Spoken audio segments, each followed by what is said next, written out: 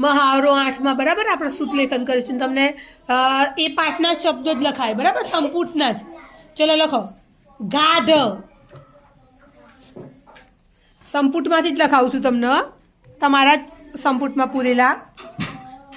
પછી લખો ઠળિયો વચ્ચે લખો બેટા આવડો મોટો આખો કાગળ આપે છે ને તને ખાલી ઠળિયો ઠળિયો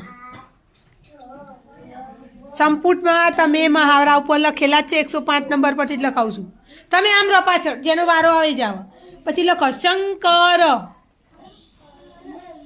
શંકર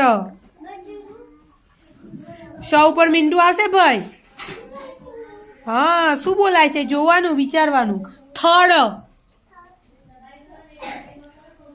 ચલો કૃષ્ણ આપો ચલો લખો ખીણ એક જ કાગળ રાખો બેટા એ જ કાગળમાં લખ